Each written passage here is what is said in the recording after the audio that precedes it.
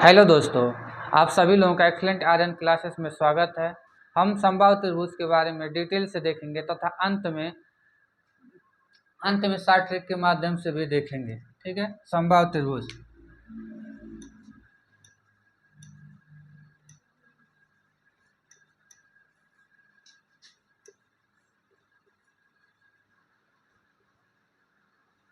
ठीक, समबाहु त्रिभुज की सभी भुजाएं बराबर होती है। जैसे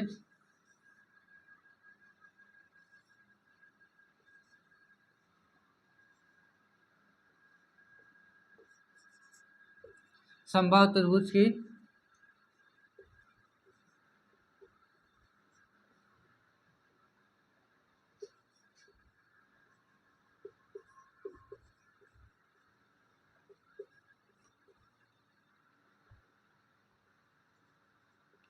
सभी भुजा समान होती हैं। ठीक, दूसरा, समबाहु त्रिभुज के अंतःकोण जो भी होते हैं, प्रत्येक सभी अंतःकोण समान होते हैं। तो प्रत्येक अंतःकोण 60 डिग्री के होते हैं। तीसरा, समबाहु त्रिभुज का परिमाप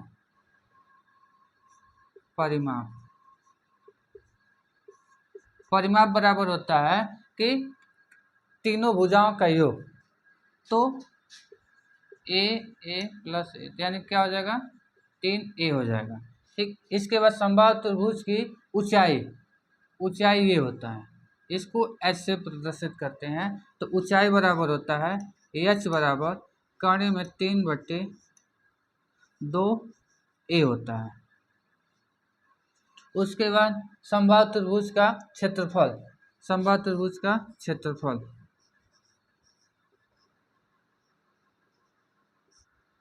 ए बराबर कर्ण में 3/4a स्क्वायर होता है।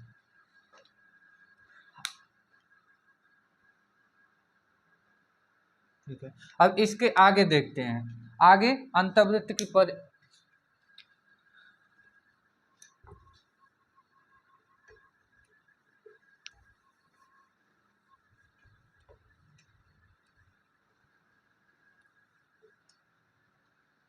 इसके बाद अब अंतर्वृत्त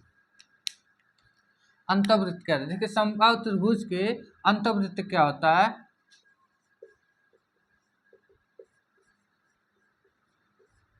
अंतर्वृत्त समबाहु त्रिभुज के मतलब सभी भुजाओं को अंदर के स्पर्श करते हुए जो वृत्त बनेगा वही होता है अंतर्वृत्त होता है। ठीक है, अंतर्वृत्त की त्रिज्या, अगर इसकी त्रिज्या निकालनी हो तो त्रिज्या बराबर क्या होता है, r बराबर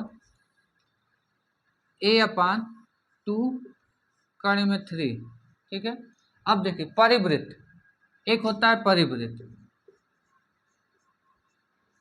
तो परिवृत्त को क्या होता है कि त्रिभुज के बाहर को मतलब तीनों कोनों को स्पर्श करते हुए जो वृत्त बनता है वो होता है परिवृत्त। और इसकी जो त्रिज्या होती है r बराबर a/कर्ण में 3 होता है। ठीक है, अब इसके बाद आता है एग्जाम में कि अंतर्वृत्त तथा परिवृत्त के त्रिज्याओं का अनुपात क्या होता है। डायरेक्ट ऐसे क्वेश्चन पूछ दिए जाते हैं, तो हम निकालते हैं क्या होता है। अंतर्वृत्त की त्रिज्या तथा परिवृत्त की त्रिज्या का अनुपात तो रखते हैं a/2 कर्ण में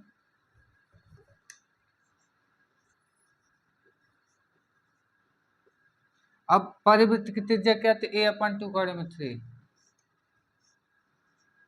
कर्ण में 3 से कर्ण 3 कट जाए, 1 से 1 कट जाए, तो क्या हो गया, 1/2 आ गया। यानी अनुपात जो आता है अंतर्वृत्त की त्रिज्या बटे परिवृत्त की त्रिज्या बराबर 1/2 यानी 1/2 होता है। ठीक है, ऐसे ही अंतर्वृत्त की त्रिज्या तथा परिवृत्त का क्षेत्रफल का भी अनुपात पूछ लेता है, तो उसको वो कितना होता है उसको हम देखते हैं।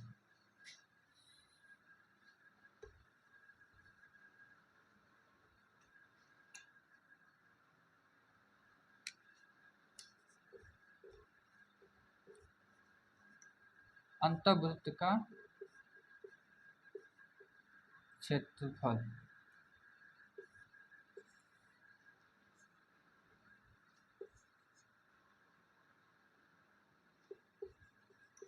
परिवृत्त का क्षेत्रफल का अनुपात क्या होता है। जैसे वृत्त का क्षेत्रफल बराबर होता है क्षेत्रफल बराबर होता है पाई आर स्क्वायर, ठीक है। तो वहां अंतर्वृत्त का क्षेत्रफल निकालेंगे तो पाई हो जाएगा, आर स्क्वायर करेंगे तो आर बराबर अभी निकाले हैं a/2 कड़ी में 3 का स्क्वायर, ऐसे ही यहाँ पाई पाई हो जाएगा। और इसका परिवृत्त का मतलब त्रिज्या जो होता है a, ठीक है। अब यहाँ पे ये लिख दिया, अब इसको काट दें तो पाई से पाई कट जाएगा और इसका वर्ग करेंगे तो हो जाएगा a²/12। अब इसका करेंगे तो a²/3 हो जाएगा। अब देखिए a से a कट जाएगा और ये हो जाएगा 1/4 गुणे 3 और ये वाला 3 ऊपर चला जाएगा तो 3 हो जाएगा, 3 से 3 कट जाएगा तो आ जाएगा 1/4, यानी इसको लिख सकते 1/4, ठीक है। और यहाँ पे एग्जाम में गलती होने के चांसेस होते हैं, क्योंकि कभी कभी क्या कर देगा, परिवृत्त की त्रिज्या पहले दे देगा और अंतर्वृत्त की त्रिज्या बाद में देता है। तो इस अगर ऐसा पूछेगा तो वहाँ एग्जाम में 1/2 नहीं होगा, वहाँ तब हो जाएगा 2/1 होगा। और ऐसा ऑप्शन में भी देता है 1/2 भी देगा, 2/1 भी देगा, ठीक है। तो इसको आप लोग ध्यान में रखिएगा। ऐसे ही क्षेत्रफल में पूछेगा तो अगर परिवृत्त पहले आ जाएगा और अंतर्वृत्त बाद में आ जाएगा तो यहाँ 1/4 की जगह 4/1 होता है, ठीक है। और इसके आगे देखते हैं समबाहु त्रिभुज की एक दो और प्रॉपर्टी है।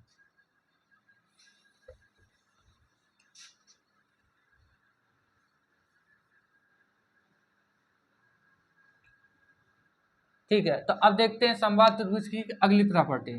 एक प्रॉपर्टी होता है जैसे समबाहु त्रिभुज है, तो कहता है समबाहु त्रिभुज कि किसी भी समबाहु त्रिभुज से किसी बिंदु से तीनों भुजाओं पर अगर लंब डालते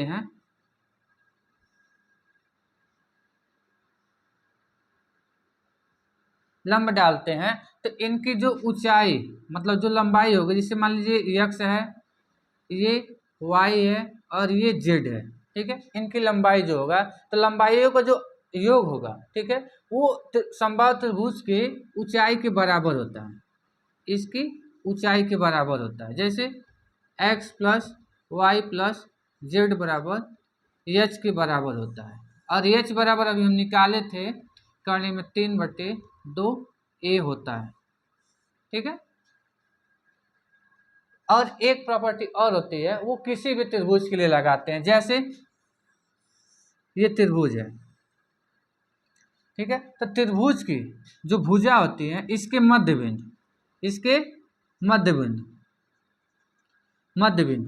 बिंदु को मिलाने से, तीनों मध्य बिंदु को मिलाने से जो बना त्रिभुज होता है, मूल त्रिभुज का 1/4 होता है। जैसे मान लीजिए ए है, बी है, ये सी है, ये डी हो गया, ई हो गया, एफ हो गया।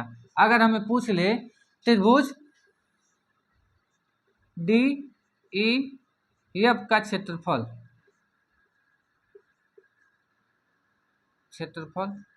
पूछ लेगा तो हम क्या कहेंगे कि त्रिभुज ए बी सी का अगर क्षेत्रफल हमें पता होगा, उसमें हम 4 का भाग दे देंगे तो हो जाएगा त्रिभुज डी ई एफ का क्षेत्रफल हो जाएगा। यानी त्रिभुज ए बी सी का क्षेत्रफल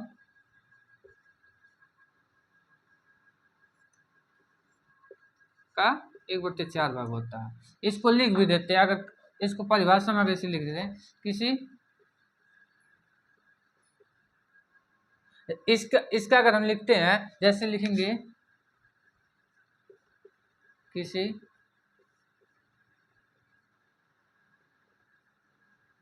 समबाहु त्रिभुज के किसी समबाहु त्रिभुज के किसी बिंदु से किसी समबाहु त्रिभुज के किसी बिंदु से तीनों भुजा पर अगर लंब डालते हैं, त्रिभुज के किसी बिंदु से तीनों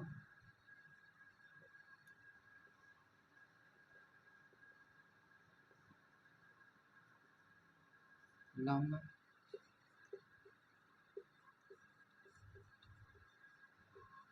तो डाले गए लंब का लंबाइयों का योग, तो डाले गए लंब के लंबाई का योग मूल समबाहु त्रिभुज का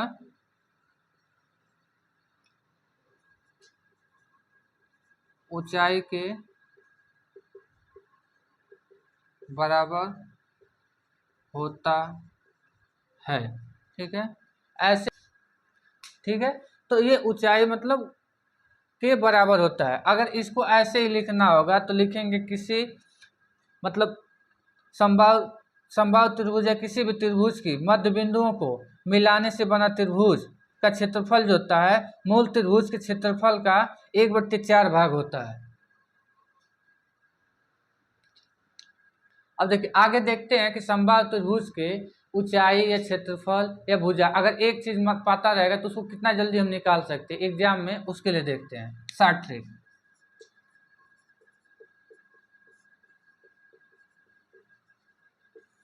जैसे यहाँ कोई भुजा, ठीक, ऊंचाई और क्षेत्रफल, ठीक है। समबाहु त्रिभुज का ही निकालते हैं। जैसे मान लीजिए अगर यहाँ भुजा ए दिया है, ठीक है, अगर भुजा यहाँ अगर ए है तो ऊंचाई अभी निकाले हैं, क्या आया था कड़ी में 3/2 ए था। ठीक है, क्षेत्रफल क्या होता है कड़ी में 3/4 ए स्क्वायर हो गया। ठीक है, अगर ए बराबर हम 2 मान ले, ए बराबर 2 मान लेते हैं, यहाँ 2 रखेंगे तो यहाँ पर हो जाएगा 3 हो जाएगा। यहाँ अगर 2 रखते हैं तो 2 दूना 4 होगा, 4 से 4 कट जाएगा तो यहाँ पर भी 3 आ जाता है। ठीक है, कड़ी में 3 आ जाएगा। अब देखिए 2 का मल्टीपल कोई भी होगा जितना, जैसे मान लीजिए अगर यहाँ 6 लिख लिए, 6 लिखने का मतलब यहाँ कितना आ गया गुणे 3 है। ठीक है, तो इसमें भी 3 का गुणा करेंगे तो यहाँ हो जाएगा 3 कड़ी में 3 हो गया। यहाँ अगर रखते हैं, ठीक है, तो यहाँ हो जाएगा 9 कड़ी में 3 हो गया। ठीक है, अब देखिए अगर यहाँ 10 रख दिए तो इसका कितना है 5 गुना, तो यहाँ पे कितना हो जाएगा 5 गुना 5 कड़ी में 3 हो जाएगा, और यहाँ का हो जाएगा 5 का स्क्वायर हो जाएगा यानी 25 कड़ी में 2 है। ठीक है, और ऐसे ही मान लीजिए अगर यहाँ लिखते हैं 169 कड़ी में 3।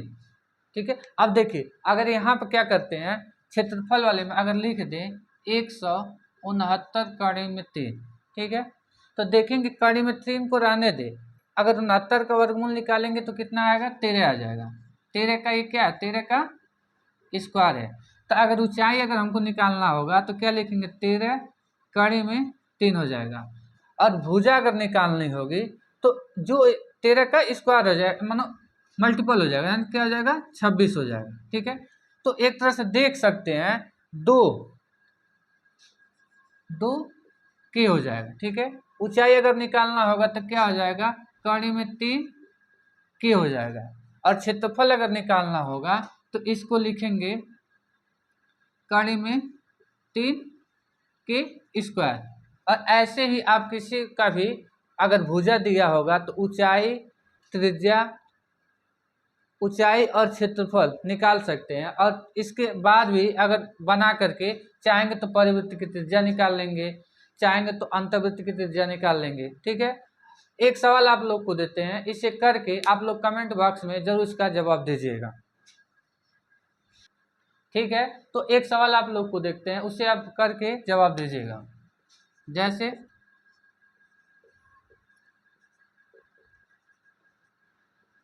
समबाहु त्रिभुज की भुजा 8 है, 8 सेंटीमीटर है, तो इसका ऊंचाई, क्षेत्रफल,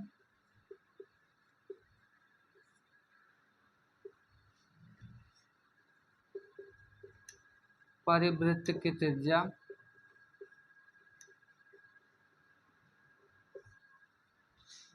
तथा अंतःवृत्त की त्रिज्या क्या होगा। ठीक है, इसका आप उत्तर निकाल करके कमेंट बॉक्स में ज़रूर भेजिएगा।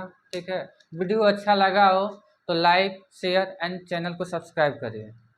वीडियो देखने के लिए आप सभी लोगों का बहुत बहुत धन्यवाद।